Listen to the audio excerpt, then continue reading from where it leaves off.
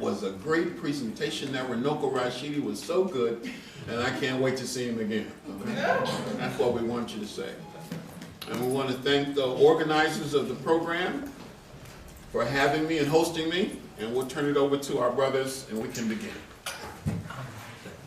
There is really no necessity to turn it over to me. I was supposed to introduce Brother Rashidi, but all of you who are here know exactly who he is, right? And so I don't have to say that. Let me just invite you to listen to him and ask him to present. Brother Runoko. Thank you very much. All right, tonight's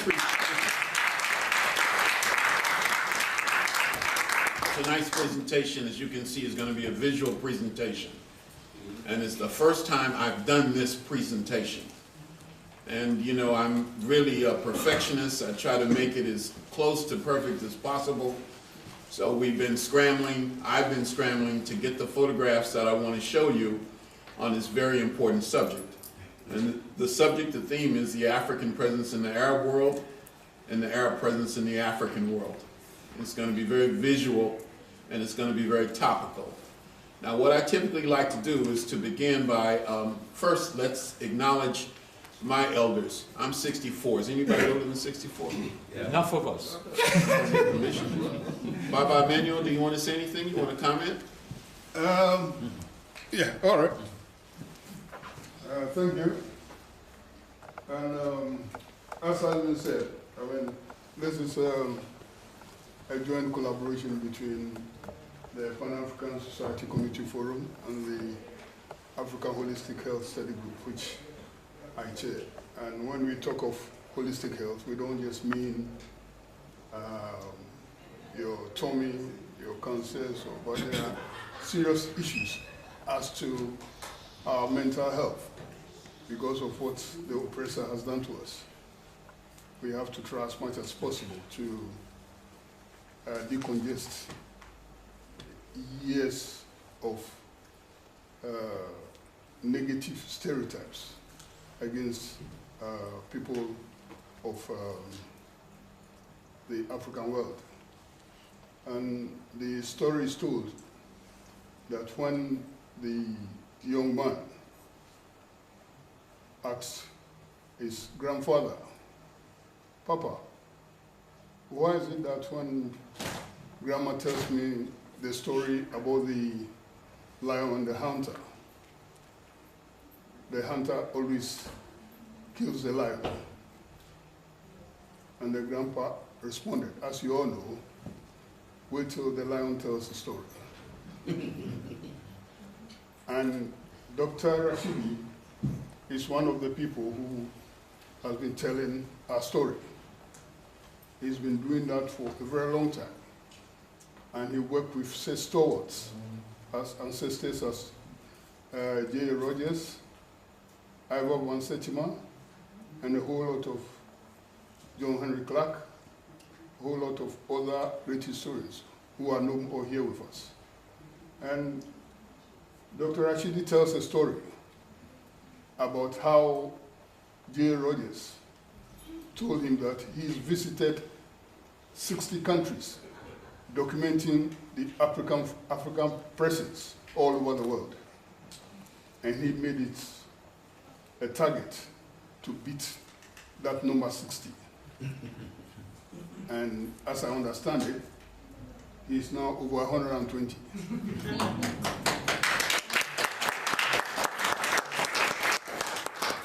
And we are very, very privileged to have such an esteemed historian here with us today to reason with us. Over to you, Doctor. Thank you, Bob. I wonder if we can turn off just a few more lights.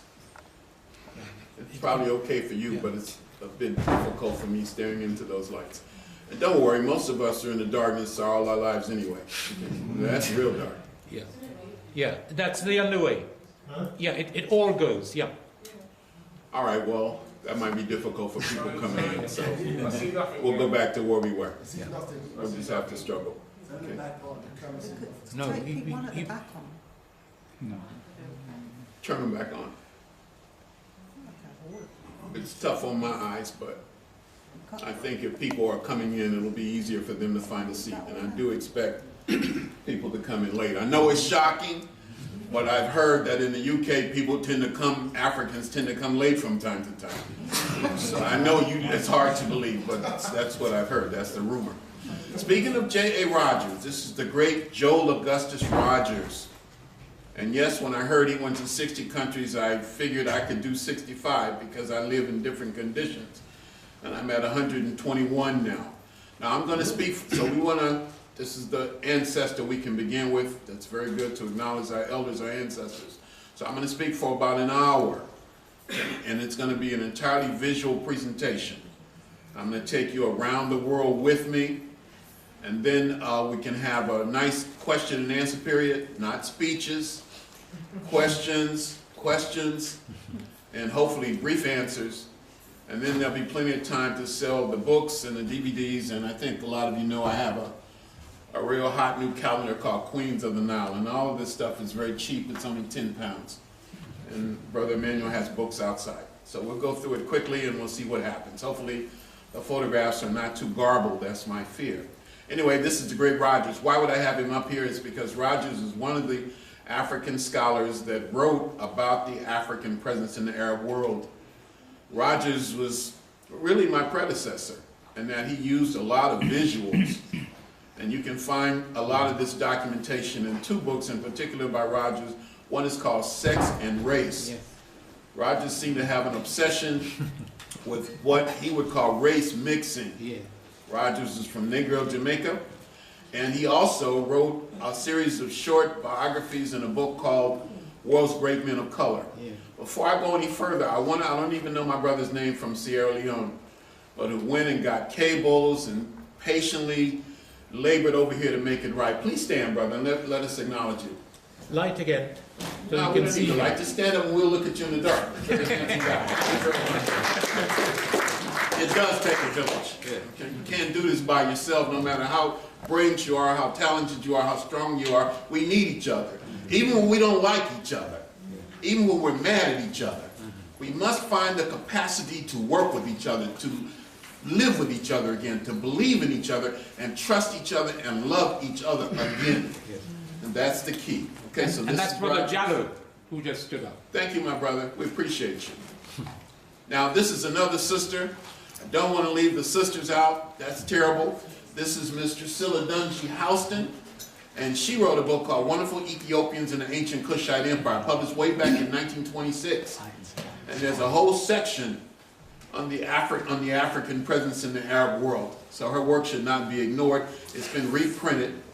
And then this is another important book that deals with the subject. This is The Cultural Unity of Black Africa by the great Sheikh Anta Diop from Senegal. And in this book, he has three essential sections. One is the African presence in Africa itself. And then the other section is Europe, what he calls the Northern Cradle. Those Africans who wandered into Europe and got caught up in that ice and were transformed physically and psychologically. And then he has what's called the zone of confluence, where you have the mixture of the Southern Cradle, the African world, and the Northern Cradle, the European world, that produce what we call the Arab world. Now, one of the problems with this presentation is being able to define what is an Arab, because there is no real concise definition. In the United States, we have what's called the one-drop rule. And the one-drop rule was developed by white folks in power to exclude African people from European institutions. So they said no matter how mixed you were, no matter how much European ancestry you might have, if you have one drop of African blood, you can't get in. Okay? So different groups of African people have different concepts about race and ethnicity. Now, what I've found in much of the world is that in the Arab world, for example, if you have any degree of Arab ancestry, even though you may be black as an ace of spades, even though you may be black as that speaker, even though you may be black as a bucket of tar, and you speak Arabic and you have any Arab ancestry, you're considered Arab, or you can claim that. So different policies, different concepts that make it very confusing in terms of narrowing it down exactly what an Arab is. Does that make sense? And this is particularly problematic because the first people in what is called the Arab world were African people. Yeah. Because we're the first people everywhere. Yeah. Humanity, this is basic now. This is African History 101. Africa is, let's be clear on this if nothing else, Africa is the birthplace of humanity. Yeah. There are not multiple birthplaces of humanity, there is only one. So you got a bunch of fools in the United States right now saying we're not African, we're Aboriginal, and that we don't come from Africa, and that the transatlantic slave trade has been exaggerated. I have no tolerance for clowns like that. Thank you. Yeah. Here we are trying to build global African unity, and a bunch of fools are saying we're not African. I can't tolerate that. People say, Runoko, you need to get more patient in your old age. No, I'm less patient because I don't have time for idiocy and foolishness. And any black person who says I'm not an African, I mean, what are you going to say? After all this time, after Marcus Garvey and Malcolm X and Kwame Nkrumah, and you got a person saying in 2018, I'm black, but I'm not an African. Oh my God. Here's a map of Africa, and you can see the extension in the east. Now, some of my Hebrew Israelite friends like to say that what we call the Middle East or Western Asia is really Northeast Africa. I don't understand that logic, because if you're going to use that, you could say at the same time that Africa is Southwest Asia. By the way, the question, I get this question quite a bit, and that is, Runoko Rashidi, what was the original name for Africa?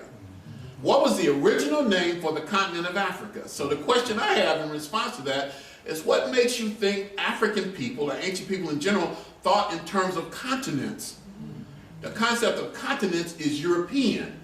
So we need to change our thinking in order to develop a degree of clarity. All right, let's go. I'm trying not to do too much preaching tonight, but I feel like it's coming. Now, these are two of the brothers who are very important to us in terms of the African presence in the Arab world, how we see ourselves. This is the great Osachifo Kwame Nkrumah, and this is His Imperial Majesty Haile Selassie, and this is at the founding of the Organization of African Unity in 1963. It was Nkrumah's dream to unite the whole of Africa. The whole of Africa. Now this is Nkrumah, not the best photograph in the world. That's one of the reasons I wanted the lights down a little more, because it would be sharper, but we're going to live with it. This is Nkrumah and a progressive person, I would say, from the Arab world. And this is Gamal Abdel Nasser. In fact, when Nkrumah was overthrown by the CIA, Nasser actually offered him sanctuary in Egypt. Nkrumah married a woman from Egypt. And Nasser, in many ways, was more progressive even than the brother, Anwar Sadat. So Nasser is somebody that I have a lot of respect for. And he also another sister who spent time in Egypt was Shirley Graham Du Bois, the widow of W.B. Du Bois. All right. I'm getting it right. Now, if you want to talk about the African presence in the Arab world, you could easily start in Egypt, because the official name for Egypt is the United Arab Republic. Okay? And most of the people who are in Egypt today I would consider invaders. They are not the people who built these monuments. And if you go to Egypt, it never fails. I'm taking a group there in a week and a half. It'll be my 24th visit to Egypt. It never fails for somebody, a well-intended person, working in a hotel, a taxi driver, somebody will say, well, since you're in Egypt, why don't you go to Africa too? As if there's a disconnection there. And black people in Egypt are treated with contempt. Now, if you're an African American, or if you're a black person from Britain, I assume, and you got one of those passports, you get a pass. But for sisters and brothers actually born in Africa, they don't have a free ride in Egypt. It's not fun for them. All right.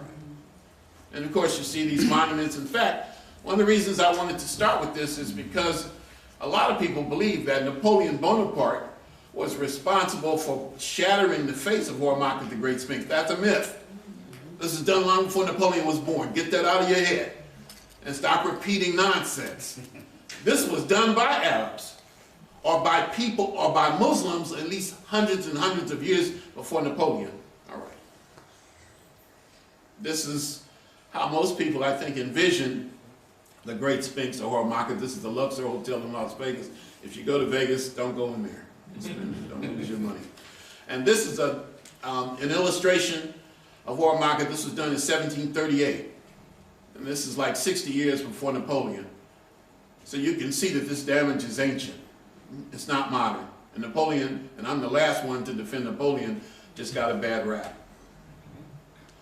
Here I am in South Sudan in a city called Juba at a university. Why am I showing this? Because these brothers consider themselves the people who have stood on the front line of the Arab invasions of Africa. I'm told I don't have to be particularly nice to the Arabs tonight, that I don't have to be politically correct.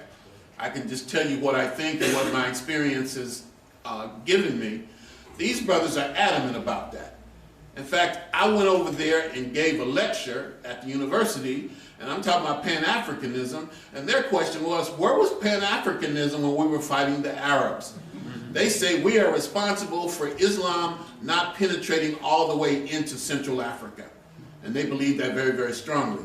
And I never quite got comfortable with these brothers, and that had nothing to do with it. I kept looking at them, and they asked me, Dr. Rashidi, is there a problem? What is wrong? I said, look, I'm jealous, I'm envious. They said, of what? I said, you guys are so black. I wish I was like that. And they said, come stay for about 1,000 years, and you'll look just like me. This is Mansa Musa. Mansa Kankan Musa. Why is he here? From the Mali Empire, because he went on the pilgrimage to Mecca. And Africans have been going on this pilgrimage, and by the way, I want to be very clear, this is not an attack on anybody's religion. And if I come across that way, I apologize. I'm a disciple of Malcolm X when he said when we come together, we put our religion in the closet. Because otherwise we will never unite.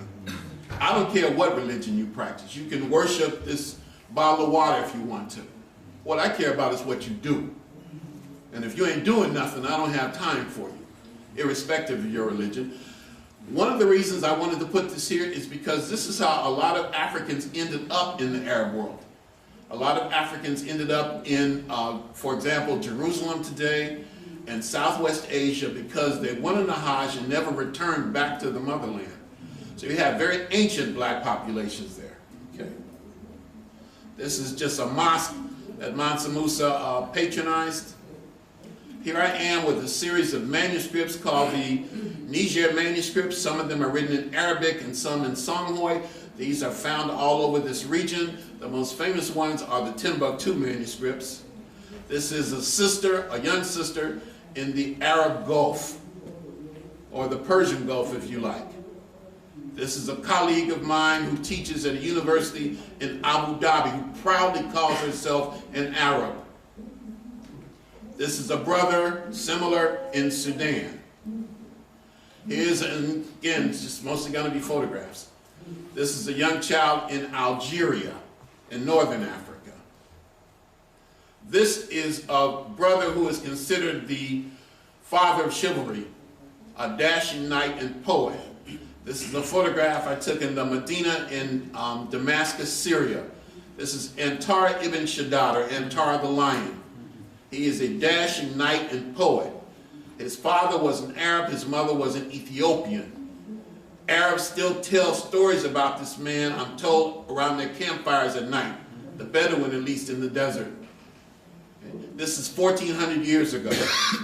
This is before the advent of Islam. And he is a very important figure. He is a warrior. He led troops into battle victoriously, but he also wrote beautiful love poems to his wife. And so these are a series of images of Antar. This is a depiction of Antar leading Arabs into battle. Another one, and this is another one I took in the Medina and Damascus. God knows if it's even there now, when you consider what has happened in that part of the world. Now these two images right here are from an old anthropology book by a European scholar named Carlton Kuhn, who was an arch racist, who was a guy who thought that African people never really did anything in the world. And hopefully he's roasting in hell right now. Okay? He's got time to reflect on it. But he came up with a good book, I must say. And I think I paid 50 cents for this book. I don't know how much that is in British currency, but it's not much. I found it in an old bookstore in the city I lived in San Antonio, Texas. And Kuhn suggested, he used these photographs to say, this is what the first people in Arabia look like. And you have two different types. You have the brother on the one side with the short hair, who is probably similar to the Batwa, so-called pygmies in Central Africa. And then you have another brother with curly hair who looks very similar to indigenous Australians. And he says these are the first people to inhabit what we now call Arabia. This is another ancient image. This is a depiction of Ishmael. Ishmael is, I think, considered the father of the Arabs. His mother's name is Hagar, who is a black woman from ancient Egypt. And this head is atop a tomb in the northern part of Saudi Arabia. You can see it there. This is from another book, and this is called A Black Arab. So it's, again, very confusing about the ethnicity of the Arabs. These images, these are sisters and brothers. I met them in Cairo, in Giza actually, from Darfur in Sudan. Now, a few years ago, a lot of us were raising hell about Darfur, about images of the slaughter and massacre and rape of black women in Darfur. Now you don't even hear anybody talking about it. From Darfur. They had just gotten married. They were on a honeymoon in Egypt. And these are people from Darfur itself. Until Sudan broke apart, until South Sudan succeeded, Sudan was the largest country in Africa. I think the full name is Balad Sudan, or the land of the blacks. From Darfur. A little tiny map of Iraq. We're going to Iraq now. And these are sisters and brothers in Iraq today. And they live in the southern part of Iraq, a place called Basra. What's going on there? What's that sound? It's a church. Oh, praise the Lord. I was a little confused. These are all sisters and brothers in Iraq. Now, how did black folk get there? You have different migrations. History is the movements of people. So what happened is that you have the enslavement of African people, capture of African people, particularly in this case from East Africa. And they are taken to various parts of the Arabian Peninsula, various parts of Southwest Asia, various parts of the Arab world. And the ones who were probably treated the harshest, or the most harshly, were taken to southern Iraq, where they worked in the marshes there. And their job was to take away heavy concentrations of salt, or saltpeter, so that the marshy areas of southern Iraq could be used for farming, for cultivation. And they were treated very harshly. And there were a lot of them. They're called the Zanj, Z-A-N-J. And they engaged in 3 massive revolts from the 7th to the 9th century. The biggest revolt is called the Revolt of the Zanj. And it lasted from 868 to 883. This is the largest rebellion in history of enslaved people. Bigger than the Haitian Revolution. Bigger than the Revolt of Spartacus. And yet, very few of us know anything about it. It's written about in Persian texts, Iranian texts, and it's written about in Arab texts. Some of these Africans actually marched on Baghdad. Many of them were never defeated. The only reason they put down their arms is because they were offered amnesty. Arab armies from all over the so-called Middle East were brought to Iraq to put down this revolt. The revolt extended as far as Iran. And these are the descendants of those Africans. Some of them are Facebook friends of mine. And they talk about how they are treated harshly even today. The political rights that are denied them. And they are big fans of Barack Obama. The reason for that is because when President Obama was elected in 2008, that sent hope to black people around the world. I've met sisters and brothers in Australia and various parts of the African world who talk about how inspired they were. Because they said if black folk in the United States with our legacy of enslavement could rise to that position, then they could too. Anyway, that's what they think. Sorry, Doctor, what was the name? The Zanj, Z-A-N-J. And revolt is the revolt of the Zanj, or the revolt of the blacks. All you got to do is Google it. A lot of information will come up, including stuff that I've written myself on the subject. So there in southern Iraq, all these images, and these take us to Israel, which could legitimately be called a part of the Arab world too. Because Israel, as you know, is an artificial state that has been carved out of that part of Southwest Asia. And this is what the first people, at least people in Israel, looked like 2,700 years ago. Now next weekend, next Saturday and next Sunday, I'm going to take groups on tours of the British Museum. Saturday we're going to stay downstairs. Sunday it's going to be upstairs. The tours start at 10:45. I think the price is £12. And it's a fundraiser for Runoko Rashidi, who is doing this work, because he's not getting paid by Obama or Trump. Okay? So I need your support. And this is one of the pieces I'm going to show you. Look at that happy to be nappy hair. This is a black man in Israel 2,700 years ago. And these are black folk there today. Now these folk right here, these children, are actually from Ethiopia. They are Beta Israel, not Falasha. Falasha is like the N-word. Beta Israel. And they were airlifted from Ethiopia a number of years ago, and now they're in Israel having a hard time. Wherever black folk are, we're on the bottom. I would imagine even in the UK, although I could be wrong. Right? They want to turn Black History Month into Diversity Month, I understand. And this is my brother Barack Obama greeting at the time Miss Israel. Yeah, that's a fine sister. I'm thinking Michelle had a word or two to share with the brother. That's what I'm thinking. I could be wrong. In Jordan, and here I am with an African Palestinian. As you can see, a tall brother, although a lot of people are tall compared to me. His name is Raja Juma, and he is an African Palestinian now living in Jordan.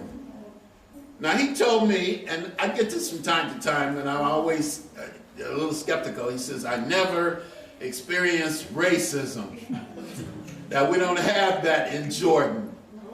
He said he was only called the N-word one time in his life, and that was at a gas station in Miami, Florida. Okay?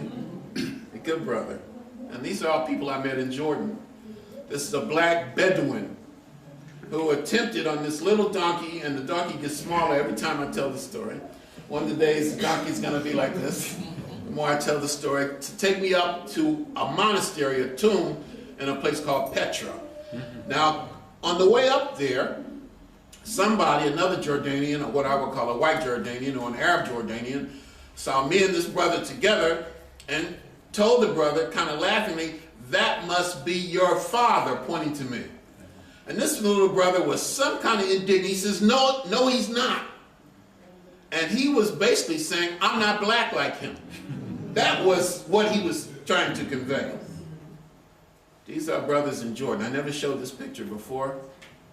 And this is a new one too. So you can see there's a range of mixture among African people there. What is Richard Pryor doing in here? Because I wanted, because I wanted to compare him to the former Prime Minister of Kuwait. Give him some glasses and wrap his head, and there he is. Now, one thing that's interesting is that I said black people on the bottom, but I'm generalizing, because black people also have risen to very high positions in this part of the world. We're going to Libya now. And this is a brother who was born in Libya who became Emperor of Rome. Of course, before we have these ethnic divisions. This is Septimius Severus, the African-born Emperor of Rome, born in Libya, I think, on April 9th, 146. And these are black folk in Libya today. Now, there are different kinds of black folk in Libya. There are black people like this brother, or these two brothers, who have been in Libya for a very long time. And then you have, and this is, I think, why I was asked to give this presentation. I could be wrong. And then you have Africans who are crossing through Libya and Algeria and Morocco in order to get to Europe. And they are from what we call sub-Saharan Africa. And those are the ones who have been captured and being bought and sold. We would like to think that those stories were exaggerated. But Africans have always been treated harshly, well, I think, in the Arab world. Now this brother, and these two brothers, the father and son, I had a chance to have extensive conversations with in Egypt. And there he is again. I said, you must have recently arrived in Libya. He says, oh no, we've been there for a very long time. And so you have ancient populations, you have indigenous populations, or populations that have been there for a very long time. And then you have Africans who have come relatively recently. And we can say that all over the world. Mauritania. Now that's a sad situation there. Mauritania is in the area called the Sahel. And you have Arabs, and then you have people who call themselves Moors, who are not like, I don't think, the Moors who sent civilization to Spain. And then you have, quote unquote, black Africans. And slavery was just abolished in Mauritania in either 1980 or 1982, and it still exists. There's a brother from the States, from Babylon, who wrote a book about it, a man named Samuel Cotton. The book is called Silent Terror. And you can get it, I mean, it's easy to get this information. And the world, for the most part, turns a blind eye to this. Morocco. Now, Morocco has been one of my favorite places to visit in Africa. And the reason for that is because Morocco also has a very large black population. And these people are called Berbers. Now, there are different groups of Berbers. Some of them are black Berbers, which just reminds me of another photograph I should have put in here. My goodness. These are Berbers. Here I am standing in front of the tomb of a great leader of black people from this part of the world who lived 1,000 years ago, a man named Yusuf bin Tashfin. This is in Marrakesh. And this photograph is important because this, according to scientists, is what the first modern human beings look like. This is a reconstruction. And these bones were found in Morocco. This man would have lived 160,000 years ago.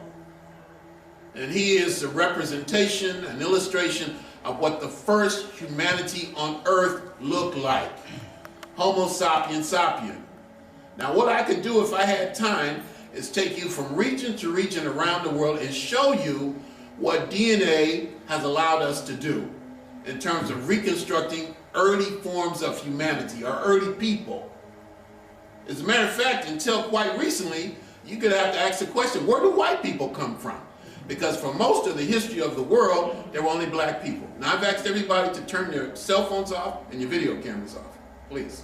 Okay? There should only be 2 video cameras. Thank you. These are all folks from Morocco. These are the black Berbers. None of them are in positions of power in the Moroccan government. But you can see, it's just a painting, that they look like you and me. You could put that sister right here in the first row and think she was from Brixton, or Lambeth, or Tottenham, or wherever y'all live. I know because I talked to them. These are my pictures. Now the sister here with the glasses is from Jamaica.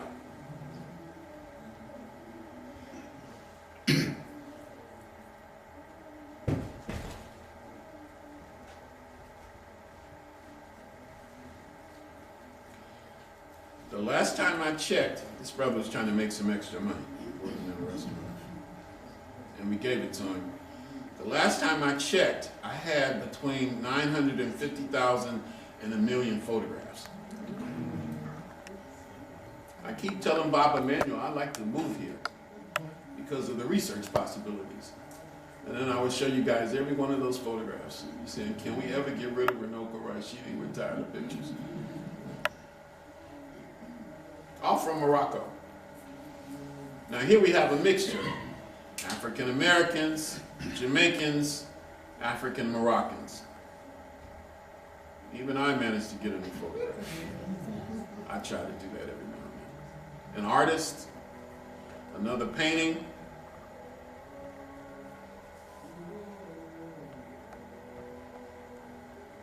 I thought they only had church on Sundays.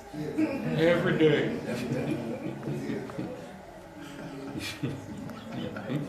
Another artist.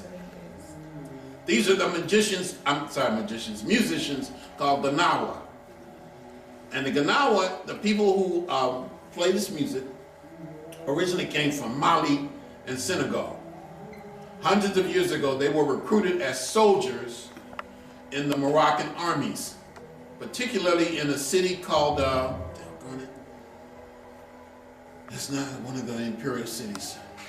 It'll come to me. And one of the Meknes, one of the cities in the north. You had an emperor there who recruited about 40,000 African soldiers as his imperial bodyguard. And they stayed there. And now the Ganawa play a kind of a religious spiritual music you may be familiar with.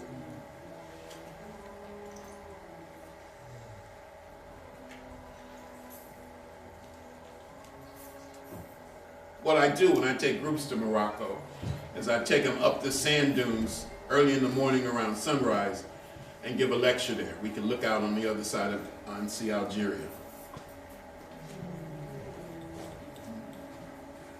Ah, this is a photograph I thought I left because I'm always trying to promote black love.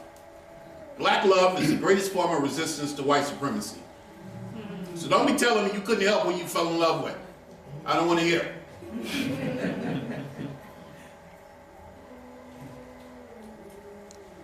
And they wear all this jewelry and they love to dance. Yeah, pure black folks, they love to dance. They love to party. They love to have a good time. And I love hanging out with them.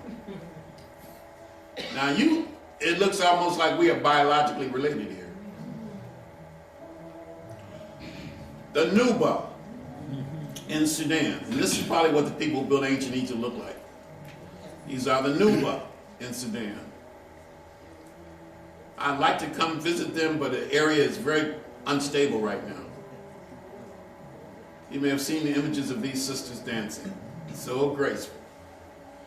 I like to go there, not because of that, I'm old. Anyway, that's another conversation too for another time. Beautiful, statuesque people.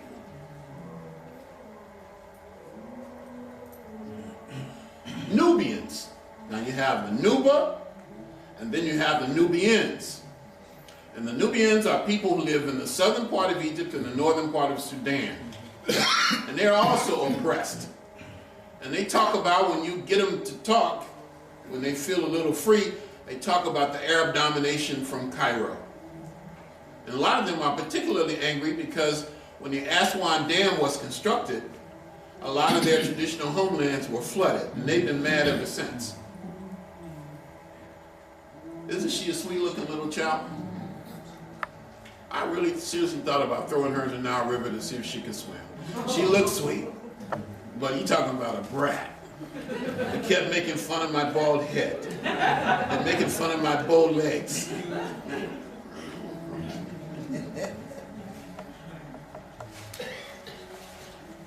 If you go to Egypt, and many of you have, and you go down south into Aswan, these are the people that you're going to see. Very handsome brother. What about the African presence in the Arab world in terms of the field, a school of art called Orientalism? Now, Orientalism is my favorite school of art. And it developed late in the 18th century. It lasted for about 30 or 40 years. And you have European scholars who attempted to depict the people in what they call the Orient or the Arab world, not China. That's not what they meant when they talked about the Orient. They're talking about North Africa and Southwest Asia. And in many cases, the images show black people in a very dignified position. Let me show you a number of these photos. That's one of my favorites. And quite often you will see images of black servants in the harems. Oftentimes black people are portrayed as musicians. Look at how well armed this brother is. This is just an image of Napoleon in front of the Ora Market. I'll go through these quickly. This is one of my favorites. This is a painting by Eugène Delacroix. This is in a museum in Paris. That's a nice one. This is in the Prado in Spain. Bless you. Quite often they show brothers as temple guards or harem guards. Now here's a brother obviously in a position of power and influence. And you see who the servant is in this case. This is a nice one. In fact, this is my favorite of them all. And I have a big copy of this in my studio in Los Angeles. I see some of the sisters are reacting to these. You can hear the mumbling and stuff. I wonder what it would be like if it was completely dark. You probably really let it all go. That's a nice one too. I think this is in Paris also. Both of them side by side. Two good ones. That's nice. This is in New York City in the Metropolitan Museum of Art. All these are from the School of Art called Orientalism. Here's an interesting one. This is actually a slave market in Cairo. And you can see who the people are who are going to be sold and who is the auctioneer or the dealer.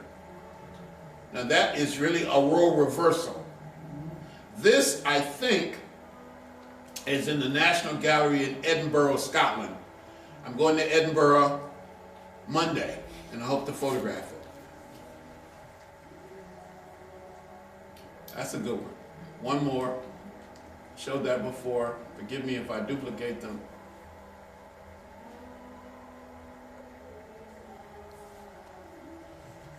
Lots of these.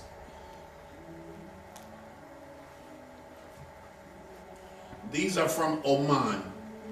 Now Oman is very pivotal here. And I'm going to spend time with Oman as I wrap up. But I had a chance to visit Oman. One of the things that travel does is it gives you supreme confidence. It's one thing to download something from the internet. It's one thing to do a Google search. But when you have been there and you've seen it for yourself, nobody can take that from you. It gives you a tremendous degree of confidence because you saw it. You didn't imagine it. It's not secondhand. Now these are black folk in Oman. One of my favorite photographs. This is the Sultan of Oman. Not the current one, but the one before. So there's a lot of African ancestry there. Why is that? Because Oman was a destination of enslaved Africans, taken from East Africa, particularly Zanzibar. And I'm going to finish with that part in just a moment. Oman, Oman. Look at the light face. They value light skin. So she's put all this powder on her face. I did a lecture day before yesterday in Dublin, Ireland. And everybody was from, I think with no exceptions, everybody was from the motherland. And they were all, we had very interesting discussion. And they were talking about how today, so many people from the continent value light skin, light complexion. And that skin bleaching is a big deal. I understand it's like that in the Caribbean now. Maybe I'm wrong. Now we're going in alphabetical order. We're in Palestine. I call these the invisible people because you seldom see them in the media. This is actually a freedom fighter who was convicted of terrorism. Children at a refugee camp in Ramallah, Palestine.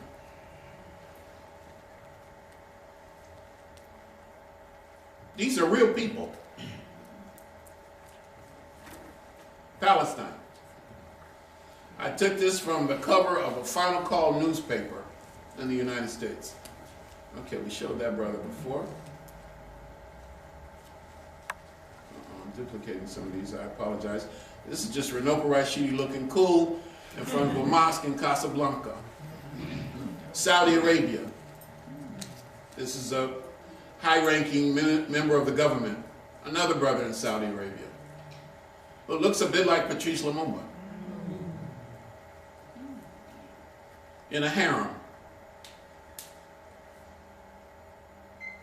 There's that slave market scene again. Another slave market. This is from Somalia. Now Somalia is in the Horn of Africa. I was there, actually in Djibouti, in May, and there's an identity issue there too. Some people confuse being a Muslim with being an Arab. And some of the black people darker than me there are calling themselves Arabs. This is just Djibouti, Somalia.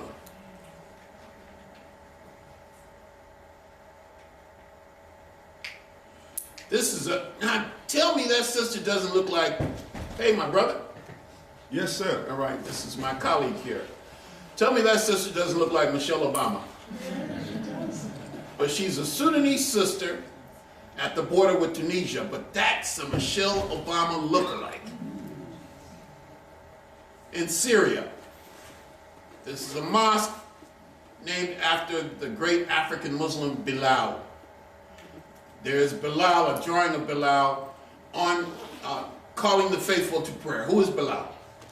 Bilal was a pure African who converted to Islam early on, who was tortured for his faith, who became a close companion to the Prophet Muhammad.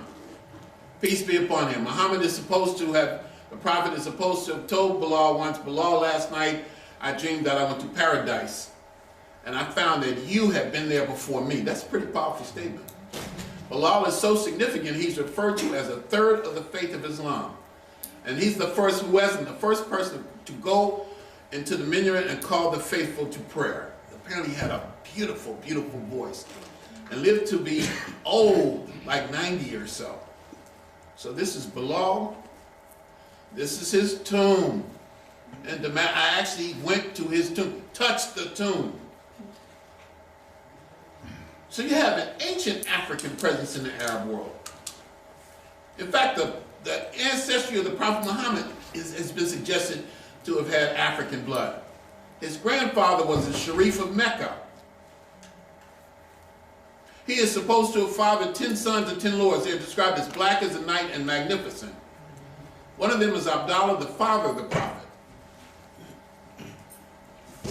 This one takes us to Libya. That shouldn't even have been in there. This is a city founded by Septimius Severus. We're getting towards the end. These are black folk in Tunisia, especially southern Tunisia. So what we've tried to do is look at North Africa and Southwest Asia. Now, I've been to Tunisia, I think, 4 times. But on one of the occasions, I was actually able to go into the south, which is where the heavy concentration of black folk are. Apparently in northern Africa, the black populations are largely in the south, in the southern part of Morocco, the Nubians in Egypt in the south. Tunisia is no exception. I haven't been to Libya or Algeria, but I'm told it's the same. And the black folk in Tunisia have really had a hard time. Let me show you some of the images from Tunisia. Now, I went to the southern part of Tunisia on a fact-finding mission, and I found that most of the adults would not speak to me. They were afraid. They didn't know who I was. They did not want to talk about the racial oppression that they had been confronted with there. Okay? So the parents of this child would not let me photograph them, but they let me photograph their little boy. And this is one of my favorite pictures. The parents literally hid from me. This sister is from the south, but this photograph is taken at the ruins of Carthage in outside of Tunis. And she's a Muslim sister, and the reason she's looking like that is because I just asked her for a date. And obviously we didn't go out that night. That's a great photo. From the deep south, even better photograph. This brother wanted to know if I was a Barack Obama supporter. I said, yeah. He said, come here, give me a hug, man. Now, this was the part of Tunisia I'll never forget, and this is a place called Kebele. Kebele is deep in the south in the Sahara. And I had to get somebody to drive me and the sister who was taking me around to this place. This is an ancient slave quarters. And Africans were marched from as far away as Mali and Senegal.